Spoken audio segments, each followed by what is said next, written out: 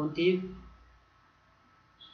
बाब सुरू करताना पूर्वतयारी करणं आवश्यक असतं. आपल्याला कोणत्या गोष्टी पाहिजेत, कोणत्या वस्तू आपल्या सोबत असल्या पाहिजेत, त्या वस्तू आपल्या सोबत असतील तर आपल्याला ते काम करायला सोपं जातं. तसंच आहे, फॉर्म भरणे ही एक मोहीम आहे. त्यासाठी तुम्ही पूर्ण तयारीने कॉम्प्युटरसमोर बसावं अशी मला वाटतं. म्हणून तुम्हाला कोणत्या गोष्टी लागणार आहेत याबद्दल या व्हिडिओमध्ये तुम्हाला माहिती मिळेल. तुम्हाला माहिती आहे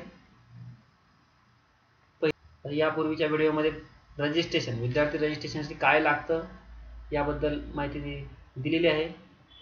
I have given information regarding this. Then let's start application form part 1. application form part 1 भरण्यासाठी काय प्रिपरेशन करायचं आहे, हा फॉर्म भरण्यासाठी तुम्हाला कोणत्या गोष्टी आवश्यक आहेत. चला, पहिली गोष्ट, your log in ID and password which you have generated during registration process. ज्या विद्यार्थ्यांनी रजिस्ट्रेशन अजून केलेले नाही त्यांनी रजिस्ट्रेशन करावं. रजिस्ट्रेशन बंद होणार नाही. रजिस्ट्रेशन केल्यानंतर तुम्हाला लॉग इन ID पासवर्ड मिळेल आणि त्यानंतर लॉग इन करून तुम्ही ॲप्लिकेशन फॉर्म पार्ट 1 भरू शकता. ज्यांनी रजिस्ट्रेशन केलं आहे त्यांच्याकडे already log in ID password आहे. दुसरी गोष्ट तुम्हाला आवश्यक आहे, your address to fill in English. Form आपल्याला इंग्लिशमध्ये भरायचा आहे. तुमचा ॲड्रेस भरण्यासाठी तो इंग्लिशमध्ये लिहायचा आहे. तो इंग्लिशमध्ये लिहून तुमच्यासोबत घ्या. तो काय पाठ करण्याची आवश्यकता नाही, तुमचा ॲड्रेस तुम्हाला माहिती आहे. A convenient guidance centre name for verification. ज्या विद्यार्थ्यांचे फॉर्म अप्रूव्ह करणं आवश्यक आहे, व्हेरीफाय करणं आवश्यक आहे, त्यांना गायडन्स सेंटर सिलेक्ट करायचं आहे. तर कोणतं गायडन्स सेंटर आपल्या जवळ आहे याची माहिती तुम्ही अगोदरच घेऊन ठेवा आणि ते गायडन्स सेंटर ठरवून ठेवा की आपल्याला हे गायडन्स सेंटर निवडायचं आहे. तर गायडन्स सेंटर कुठे माहिती मिळेल तुम्हाला, होम पेजला सर्च गायडन्स सेंटर असा टॅब असेल. त्या सर्च गायडन्स सेंटरमधून तुम्हाला गायडन्स सेंटरची झोन निहाय लिस्ट पाहायला मिळेल. ज्या विद्यार्थ्यांचे सेकंडरी स्कूल ऑनलाईन एरियामध्ये आहेत त्यांना गायडन्स सेंटर निवडण्याची आवश्यकता नाही. त्यांची सेकंडरी स्कूल बाय डिफॉल्ट त्यांना व्हेरिफिकेशनसाठी मिळणार आहे. त्यानंतर पुढची गोष्ट तुम्हाला लागणार आहे पॅरलल रिझर्वेशन सर्टिफिकेट. जर तुम्हाला पॅरलल रिझर्वेशन म्हणजे कोणी अपंग असेल, कोणी बदली होऊन आलेले कर्मचारी असतील, त्यांचे विद्यार्थी असतील, माजी सैनिकाची मुलं असतील, तर अशा प्रकारचं रिझर्वेशन आरक्षण तुम्हाला घ्यायचं असेल, कोणी अनाथ असेल, तर हे जे पॅरलल रिझर्वेशन आपल्या कॅटेगरीमध्ये येतं तर याचं रिझर्वेशन तर त्याचं सर्टिफिकेट तुमच्यासोबत असलं पाहिजे. कोणी स्पोर्ट्समन असेल, प्लेअर नॅशनल इंटरनॅशनल प्लेअर असेल तर त्याचं सर्टिफिकेट तुम्हाला या ठिकाणी अपलोड करण्यासाठी सोबत असायला पाहिजे. त्यानंतर 10th school index number and UDAS number, optional but try to get it from your school.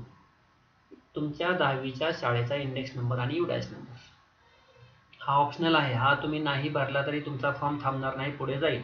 परंतु जर तुम्ही इंडेक्स नंबर किंवा UDAS नंबर भरला नाही तुमच्या शाळेचा तर तुम्हाला इन हाऊस कोट्यामध्ये जाता येणार नाही. इन हाऊस कोटा काय आहे, कोट्यासंदर्भात वेगळा व्हिडिओ ज्यावेळेस तयार होईल त्यावेळेस तुम्हाला त्याबद्दल माहिती मिळेल. परंतु ही गोष्ट काही अवघड नाही. इंडेक्स नंबर तुमच्या बोर्डचा ॲफिलिएशन कोड आहे स्कूलचा तुमच्या, आणि UDAS नंबर तुमच्या स्कूलमध्ये फोन करून मागवून घ्या. शाळा तुम्हाला ती पाठवेल, तुम्ही ते फिल करावं. दोन्हीपैकी एक भरलं तरी चालेल, नाही भरलं तरी फॉर्म पुढे जाईल, परंतु तुम्ही इन हाऊस कोट्याला जाऊ शकणार नाही. त्यानंतर आणखी एक गोष्ट लागणार आहे, undertaking certificate, that is self declaration. ज्या विद्यार्थ्यांचे फॉर्म ऑटो व्हेरीफाय होतील त्यांना हे लागणार नाही. परंतु ज्या विद्यार्थ्यांचे फॉर्म ऑटो व्हेरीफाय होणार नाहीत, त्यांचं रिझर्वेशन आहे, डॉक्युमेंट अपलोड करायला त्यांना स्क्रीन येईल, तर त्यांना अंडरटेकिंग सर्टिफिकेट द्यायचं आहे की मी या फॉर्ममध्ये भरलेली माहिती सर्व बरोबर आहे, माझ्याकडे हे डॉक्युमेंट आहेत आणि हे डॉक्युमेंट नाहीत ते मी नंतर देईन. सही करायची आणि अपलोड करायची. हे अंडरटेकिंग सर्टिफिकेट वेबसाईटवर तुम्हाला त्याचा फॉर्मॅट दिला जाईल, तिथून तुम्ही डाउनलोड करून घ्या. प्रिंटर असेल प्रिंट काढून घ्या, प्रिंटर नसेल तर ते सर्टिफिकेट पाहून हाताने लिहा आणि फोटो काढून अपलोड करा. एवढी सोपी प्रक्रिया आहे. त्यासाठी तुम्हाला कुठे दूर बाहेर जाण्याची आवश्यकता नाही. हे अंडरटेकिंग सर्टिफिकेट तुम्हाला अपलोड करायचं आहे. हे तुम्ही आता प्रिपरेशनमध्ये करू शकणार नाही कारण हे तुम्हाला माहिती नाही. ज्यावेळेस तुम्ही फॉर्म भरायला जाल त्यावेळेस ते डाउनलोडला तुम्हाला मिळेल. त्यानंतर अजून आपल्याला पार्ट 1 भरताना आणखी काही गोष्टी लागणार आहेत. रिझर्वेशन, ज्यावेळेस तुम्ही रिझर्वेशन मागत असाल, SC ST NT OBC SBC EWS whatever, ज्या कास्टमधून तुम्ही रिझर्वेशन मागता आहात त्यांच्यासाठी कास्ट सर्टिफिकेट असलं पाहिजे, स्वतःचं विद्यार्थ्याचं कास्ट सर्टिफिकेट असलं पाहिजे, नसेल तर काय मी सांगतो. आणि जर SC ST सोडून बाकीचे मुलं जे आहेत, उदाहरणार्थ VJNT, OBC, SBC यांना कास्ट सर्टिफिकेट सोबत नॉन क्युम्युलर सर्टिफिकेट सुद्धा ॲडिशनली आवश्यक असणार आहे. जर तुमच्याकडे आत्ता ते अवेलेबल असेल, कास्ट सर्टिफिकेट स्वतःचं, नॉन क्युम्युलर सर्टिफिकेट आपल्या पालकांचं असेल तर सोबत घ्या, नसेल तर चिंता करू नका, ते तुम्हाला अपलोड करण्यासाठी वेळ दिला जाईल. तुम्ही आताच जे पाठीमागं अंडरटेकिंग देणार आहे त्यामध्ये लिहायचं की माझ्याकडे आता कास्ट सर्टिफिकेट नाही आहे, मी नंतर देतो, नो इश्यू. त्याच्यासाठी तुमचा फॉर्म थांबणार नाही. त्यानंतर तुमचा स्वतःचा UID किंवा आधार नंबर, तुमचा आधार नंबर काय आहे घेऊन ठेवा, तो भरायचा आहे, ऑप्शनल आहे पण ते घेऊन ठेवा. असेल तर जी आपल्याकडे जी माहिती आहे ती नक्की भरा, चुकीची भरू नका, नसेल तर भरू नका, परंतु आहे ते नक्की भरा. त्यानंतर 10th मार्कशीट, इयत्ता 10वीचं marksheet, not required for SSC fresher students. जे फ्रेशर स्टुडंट आहे 2020चे SSC बोर्डाचे, त्यांचा डेटा बोर्डाकडून येणार आहे, त्यामुळे त्यांचं मार्कशीट त्यांच्याकडे नसेल, त्यांनी अपलोड नाही केलं तरी चालेल. जर तोपर्यंत तुम्हाला मार्कशीट मिळालं तर अपलोड करा, नो इश्यू. परंतु अदर बोर्डच्या स्टुडंटला मात्र 10वीचं मार्कशीट अपलोड करणं बंधनकारक आहे, कंपल्सरी आहे.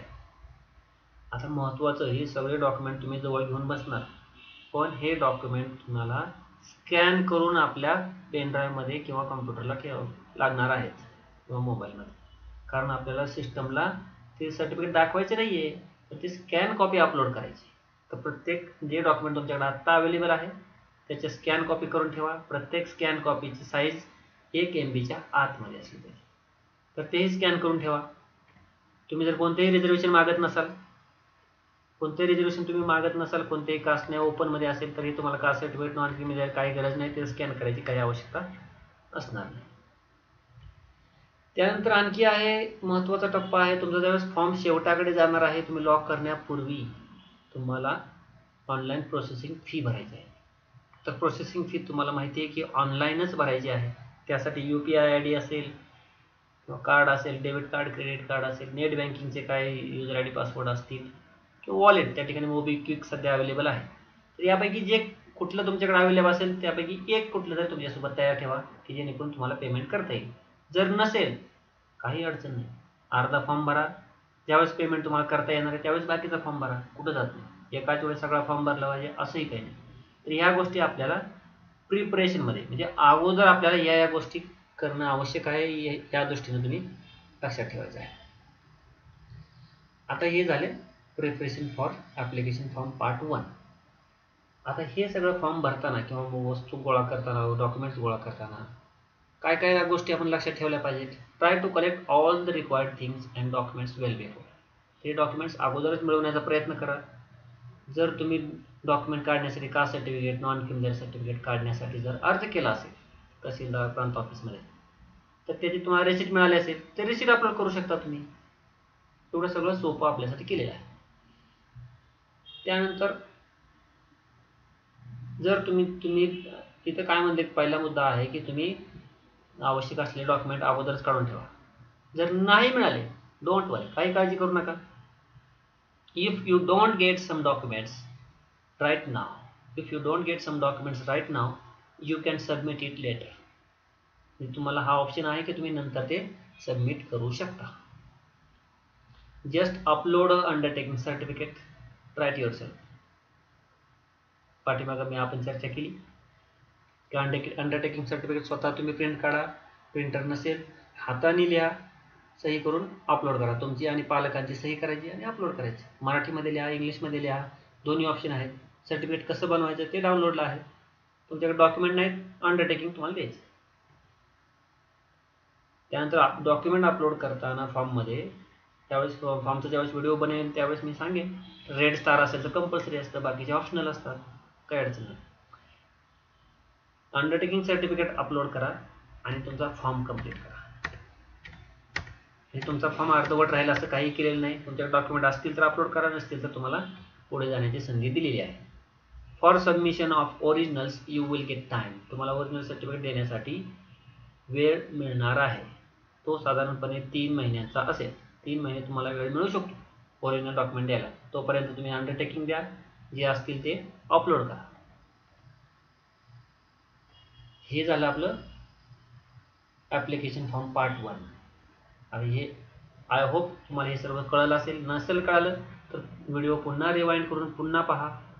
जेवढं स्पष्टीकरण आवश्यक होतं तेवढं मी दिलेलं आहे. चला आपण आता ऑप्शन फॉर्म पार्ट 2 की जो नंतर सुरू होणार आहे, त्याचं वेळापत्रक अजून जाहीर झालेलं नाही. ऑप्शन फॉर्म पार्ट 2 काय आहे आणि तो कसा भरायचा आहे, कसा भरायचा हे आता या व्हिडिओमध्ये सांगणार नाही.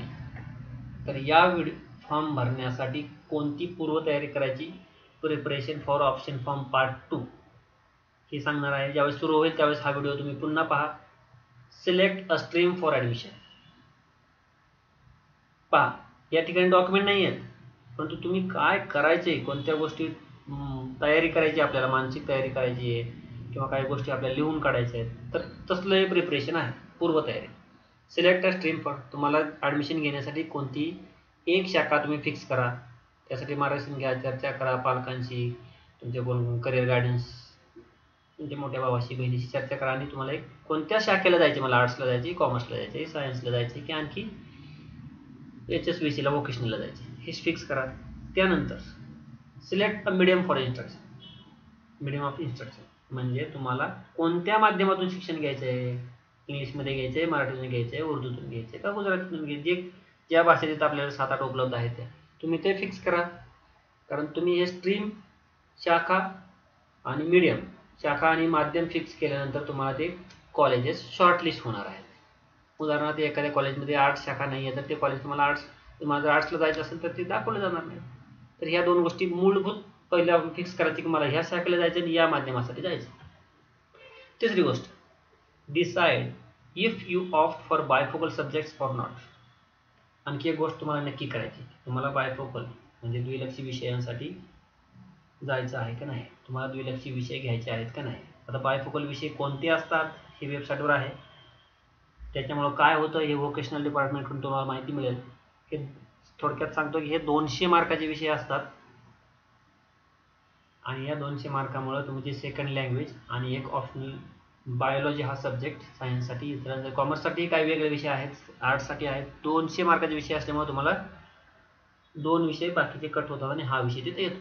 तर हे बायफोकल सब्जेक्ट आहेत. याच्या ॲडमिशन प्रक्रियेबाबत आपण नंतर बोलणार आहोत. या 3 गोष्टी आपण फिक्स केल्यानंतर a list of convenient junior colleges. पहा, जे तुम्ही स्ट्रीम फिक्स केली, तुम्ही फिक्स केलेली स्ट्रीम ज्या कॉलेजमध्ये आहे, तुम्ही फिक्स केलेलं मीडियम ज्या कॉलेजमध्ये आहे आणि बायफोकल पाहिजे असेल तर बायफोकल असलेले कॉलेज, बायफोकल नको असेल तर इतर सर्व कॉलेज तुम्हाला दिसतील. अशी लिस्ट तुम्ही जनरेट करायची आहे. आता ही लिस्ट कुठून जनरेट करायची, सर्वांनाच कॉलेजेस माहीत नाहीत ज्युनियर कॉलेज कुठं कुठं आहे, कोणतं कसं आहे. तर ही सुद्धा फॅसिलिटी तुम्हाला दिलेली आहे. वेबसाईटच्या होम पेजवर सर्च कॉलेज नावाचा ऑप्शन आहे, search junior college.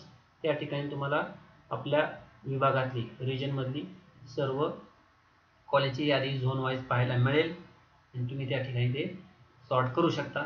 Various criteria त्या ठिकाणी कंडिशन्स असतील. त्या ठिकाणी स्ट्रीम चूज करा, मीडियम चूज करा आणि तुम्हाला कॉलेजची लिस्ट येईल. ते आलेल्या लिस्टपैकी तुम्हाला कमीत कमी एक, जास्तीत जास्त 10 कॉलेज निवडायचे. तर असे त्यानंतर आता एका कॉलेजमध्ये बऱ्याच तुकडे असतात, अनुदानित, विनाअनुदानित, ते पण तुम्हाला फिक्स करावं लागेल. मला अनुदानितलं घ्यायचे का विनाअनुदानितलं घ्यायचे. आता महत्त्वाची गोष्ट आली पहा, त्या ठिकाणी डिस्कार्ड अनवॉन्टेड ज्युनियर कॉलेजेस. ज्या ठिकाणी तुम्हाला ॲडमिशन घ्यायचंच नाही त्याला तुमच्या यादीमध्ये बिलकुल घेऊ नका. की हे मी निगडीला राहतो आणि मला इकडं कात्रजला कॉलेज आहे, मला नको, एवढ्या लांब मी जाणार आहे का रोज. तर हे कॉलेज कसं निवडावं या संदर्भात बुकलेटमध्ये तुम्हाला सविस्तर गाईडलाईन दिलेल्या असतील. ज्यावेळेस दुसऱ्या व्हिडिओमध्ये मी तुम्हाला गाईडलाईन देण्याचा प्रयत्न करेन, परंतु बुकलेट्समध्ये ज्या गाईडलाईन आहेत त्याही तुम्हाला मदत करतील. पुढं आणखी काही गोष्ट आपल्याला ऑप्शन फॉर्म भरताना लक्षात ठेवायच्या आहेत. Remember, option form is not permanent. Means option form एकदा भरला की परमनंट होत नाही, तो पुन्हा पुन्हा रिन्यू करायचा आहे. You can change it before every round. म्हणजे तुम्हाला ऑप्शन फॉर्म प्रत्येक फेरीपूर्वी अपडेट करता येईल. त्यामध्ये दिलेली कॉलेजची लिस्ट बदलता येईल. मीडियम, स्ट्रीम सर्व काही तुम्ही चेंज करू शकाल. तुम्हाला वाटलं तर मी सायन्स घेणार होतो पण आता कॅन्सल झालं, मला कॉमर्स घ्यायचं, तुम्ही प्रत्येक राऊंड पूर्वी हे तुम्हाला ऑप्शन असणार आहे. त्यामुळे ऑप्शन फॉर्म हा लॉक परमनंट लॉक कधीच नाही, तो अपडेट केला जाणार आहे प्रत्येक राऊंड पूर्वी. पहा ती सूचना परत आली. Choose junior college only you want admission. तुम्हाला ज्या कॉलेजमध्ये ॲडमिशन घ्यायचे तेच निवडा. माझा मित्र म्हणतोय, मी ऐकलंय, असं नाही. तुम्हाला खरोखर त्या कॉलेजची माहिती घ्यावी लागेल, ऑनलाईन बघावं लागेल. त्या कॉलेजला माहिती घेण्यासाठी कॉलेजला जायचं नाही, डेमो पाहिलं जायचं नाही. त्यासाठी तुमच्या पालकांची मदत घ्या, तुमच्या मोठ्या भावाची, मित्रांची, शेजारी पाजाऱ्यांची मदत घ्या की कोणतं कॉलेज कसं आहे आणि मला तिथं जाण्यासाठी बस आहे का, किती लांब आहे. तर हे सगळं तुम्ही पाहायचं आहे आणि ते कॉलेज निवडायचं आहे. ज्या कॉलेजमध्ये मला ॲडमिशन घ्यायचं नाही ते कॉलेज निवडायचं, बिलकुल निवडायचं नाही. कन्फ्युजन नको.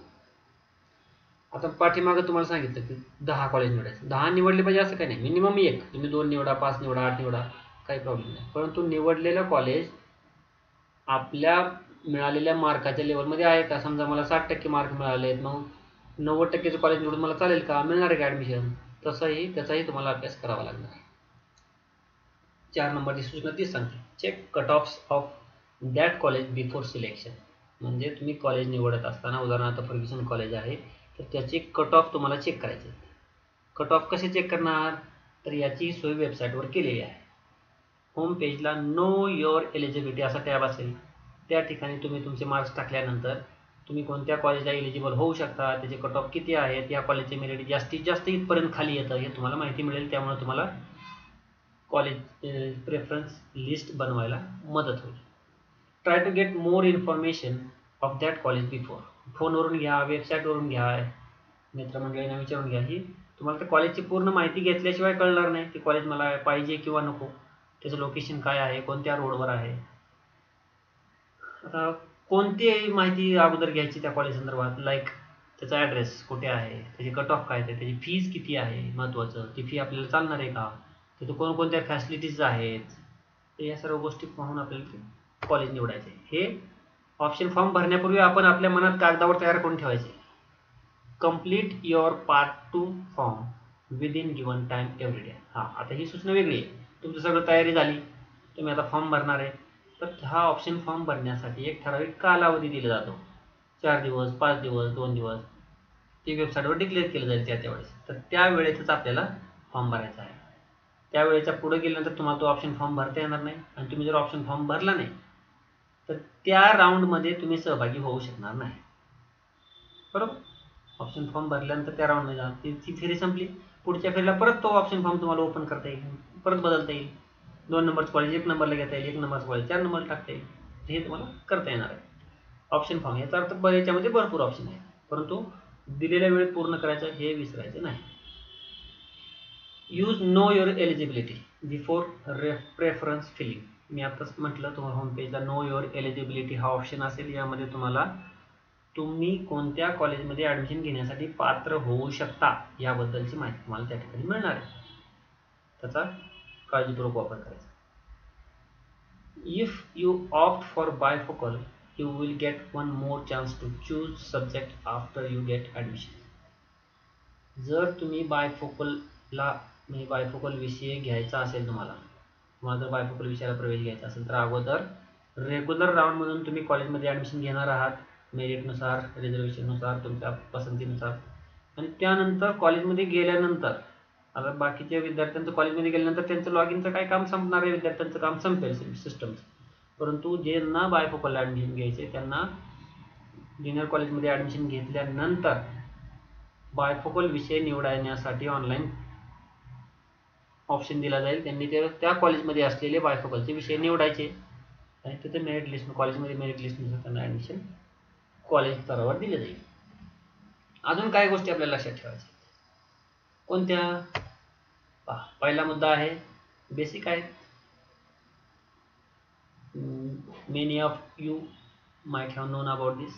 तुम्हाला हे माहिती असेलच. देर आर 4 शाखा आहेत आपल्याकडे, आर्ट्स, कॉमर्स, सायन्स आणि HSC vocational, which is mentioned as HSVC on the website. अजून एक गोष्ट आपल्याला लक्षात ठेवायची आहे, देर आर व्हेरियस मीडियम्स. ते आपल्याला सुरुवातीला चूज करायचं ना, स्ट्रीम चूज करायची, मीडियम चूज करायची. तर कोणते कोणते स्ट्रीम आहेत, कोणते मीडियम अवेलेबल आहेत ते या ठिकाणी दिलेले आहे. अजून एक गोष्ट आपल्याला लक्षात ठेवायची, काय? Check type of junior college आणि इट्स डिव्हिजन. म्हणजे ज्युनियर कॉलेज एडेड आहे, अनएडेड आहे का सेल्फ फायनान्स आहे. तर काय फरक आहे? एडेड म्हणजे अनुदानित, ज्याला गव्हर्नमेंट ग्रँट देते. एडेड कॉलेजच्या किंवा आता एका कॉलेजमध्ये एडेड आणि सेल्फ फायनान्स दोन्ही तुकडे असू शकतात. म्हणजे एडेड तुकडीला फी असणार नाही किंवा असली तरी कमी असेल, खूप कमी असेल. परंतु त्याच कॉलेजमध्ये सेल्फ फायनान्स तुकडे असेल तर त्याला फी असेल, कारण याला अनुदान दिलं जात नाही. तर हे तुम्ही चेक करायचे. नो युअर एलिजिबिलिटीमध्ये तुम्हाला हे दोन्ही सापडेल. त्या एक उदाहरणार्थ आपल्याकडे एखादं कॉलेज आहे, समजा ABC कॉलेज आहे. तर ABC कॉलेजमध्ये एडेडचं मेरिट 97 आहे लास्ट इयर्स आणि सेल्फ फायनान्सचे मेरिट 78 आहे. हे दोन्ही तुकड्या वेगवेगळ्या असल्यामुळं त्याचं मेरिट वेगवेगळं असू शकतं. आता पुढे गेल्यानंतर आणखी ऑप्शन फॉर्म भरताना आणखी काही महत्त्वाच्या सूचना आहेत. Keep checking your log in every day PC और ॲप. म्हणजे कम्प्युटरवर तुम्ही रोज एकदा लॉग इन करून पहा, काही नवीन सूचना आल्यात का, नवीन मेसेज आहेत का, नवीन टाइम टेबल आहे का. तर हे सर्व तुम्ही रोज पाहिलं पाहिजे. मोबाईल ॲप येईल त्यामध्ये तुम्ही हे रोज पाहिलं पाहिजे. Check updated instruction on the website. वेबसाईटवर सुद्धा अपडेटेड काही इन्स्ट्रक्शन दिलेले असतील, त्यामध्ये काही नोटिफिकेशन आले का, नवीन कोणती नवीन अनाउन्समेंट आहे का, तर हे तुम्ही वाचत राहिलं पाहिजे. If you take admission through any quota you need not to fill option form. आता या ठिकाणी महत्त्वाचा विषय आहे की कोटा ॲडमिशन काय आहे, याबद्दल वेगळा व्हिडिओ मिळेल तुम्हाला. त्याच्या अगोदर हा ऑप्शन फॉर्म भरत असताना म्हणजे कॉलेजचे प्रेफरन्स चॉईसेस देत असताना कोणती काळजी घ्यायची हे आपण पाहिलं. परंतु ऑप्शन फॉर्म भरणे आणि कोटा ॲडमिशन हे दोन्ही एकाच वेळी सुरू होणार आहे. त्यामुळं कोटा ॲडमिशन जर एखाद्या विद्यार्थ्याने घेतलं किंवा तुम्ही कोट्यातून एखाद्या कॉलेजमध्ये ॲडमिशन घेतलं तर तुम्हाला ऑप्शन फॉर्म भरायची गरज नाही. तुम्ही ज्यावेळेस फर्स्ट टाइम ऑप्शन फॉर्म भरायला सुरुवात करणार त्यावेळेस कोटा ॲडमिशन सुरू होणार आहे. नेक्स्ट टाइम वेगळा विषय असेल. तर हा फर्स्ट टाइम ज्यावेळेस जर कोट्यातून तुम्ही ॲडमिशन घेतलं, इन हाऊस कोटा असेल, मायनॉरिटी कोटा असेल, मॅनेजमेंट कोटा असेल, व्हॉटेवर कोणत्याही कोट्यातून तुम्ही ॲडमिशन घेतलं तर तुम्ही ॲडमिशन घेतलं असं सिस्टमला अपडेट केलं जाईल आणि तुम्हाला ऑप्शन फॉर्म भरण्याची आवश्यकता राहणार नाही. आता आणखी after allotment you can upload LC and remaining documents. आता पाठीमागे आपण पाहिलं डॉक्युमेंट अपलोड करण्यासाठी आपल्याला काही ऑप्शन दिलेले आहेत. तुमचं अंडरटेकिंग सर्टिफिकेट त्या ठिकाणी तुम्ही अपलोड केलेलं आहे आणि बाकीचे डॉक्युमेंट जे नाहीत ते तुम्हाला अपलोड करण्यासाठी वेळ मिळालेला आहे. जर दरम्यान तुम्हाला मधल्या काही 15-20 दिवस 1 महिन्याच्या काळामध्ये तुम्हाला एखादं नवीन डॉक्युमेंट मिळालं, कास्ट सर्टिफिकेट मिळालं, नॉन क्रिमिनल मिळालं किंवा LC मिळाला, तर LC शाळेकडे आहे. LC आणण्यासाठी शाळेत जायचे नाही. जर तुम्हाला इझिली मिळाला ठीक, आणण्यासाठी शाळेत जायचं नाही, गर्दी करायची नाही, कोणीही कोणाला भेटायचं नाही, हे महत्त्वाचं आहे. विद्यार्थ्यांना भेटायचं नाही, विद्यार्थ्यांनी शाळेत जायचं नाही, विद्यार्थ्यांनी ॲडमिशनसाठी कॉलेजमध्ये जायचं नाही, विद्यार्थ्यांनी गार्डन सेंटरमध्ये जायचं नाही. सर्व गोष्टी आपल्याला फोनवरून, ईमेलवरून आणि अशा प्रकारे सोशल मीडिया इतर माध्यमातून संपर्क साधून करायचे आहेत. जर शाळेने तुम्हाला LCची स्कॅन कॉपी पाठवली असेल ते तुम्ही घेऊ शकता. ते जर मिळालं असेल तर तुम्ही ते अपलोड करू शकता. आणि जर LC तुम्ही अपलोड नाही केला तरी तुम्हाला ॲडमिशनला जाता येणार आहे. डोंट वरी. म्हणजे तुम्ही पार्ट 1 भरताना जे डॉक्युमेंट अपलोड करायचे राहिले ते जर तुम्हाला मिळाले असतील तर अलॉटमेंट नंतर तुम्हाला एक संधी मिळेल की या ठिकाणी उरलेले डॉक्युमेंट अपलोड केला. जर नसतील, अजून नाही मिळाले तुम्हाला, तरीही तुम्हाला ॲडमिशन कॉलेजमध्ये करता येतं. कॉलेजमध्ये कसं, कॉलेजमध्ये जायचं का ॲडमिशनला, तर नाही. त्याबाबत सविस्तर प्रोसेस आम्ही तुम्हाला नंतर सांगू. कॉलेजही तुम्हाला समजावून सांगेल. तेही फोनवरून किंवा इंटरनेटवरून नेट बँकिंगद्वारे आपल्याला सगळं ॲडमिशन प्रोसेस पूर्ण करायची आहे. त्यानंतर रीड बुकलेट केअरफुली. बुकलेटमध्ये पण या सूचना दिलेल्या आहेत. तुम्ही ते अपलोड झाल्यानंतर वाचा. Search college and search guidance centre हे होम पेजला आहे. आत्ताच मी तुम्हाला सांगितलं सर्च कॉलेज आणि सर्च गायडन्स सेंटर हा ऑप्शन असणार आहे. Take print every time so that you can remember your form date. प्रत्येक वेळेस अगदी रजिस्ट्रेशन केलं तुम्हाला लॉग इन ID मिळाला, प्रिंट घेतली पाहिजे किंवा तो स्क्रीनशॉट सेव्ह करून ठेवला पाहिजे. तुम्ही पार्ट 1 फॉर्म भरला, तुमचा फॉर्म तुम्ही असा भरला पूर्ण तुम्हाला दिसतं, ते तुम्ही सेव्ह करून ठेवला पाहिजे किंवा प्रिंट काढून घेतली पाहिजे. ऑप्शन फॉर्म भरला त्याची प्रिंट काढून ठेवली पाहिजे. त्यामुळं काय होईल, तुम्ही काय डेटा भरलाय फॉर्ममध्ये हे तुम्ही विसरणार नाही आणि तुम्हाला पुन्हा पाहावं लागणार नाही किंवा तुम्हाला समजून येईल की आपलं हे चुकलंय, बदल केला पाहिजे.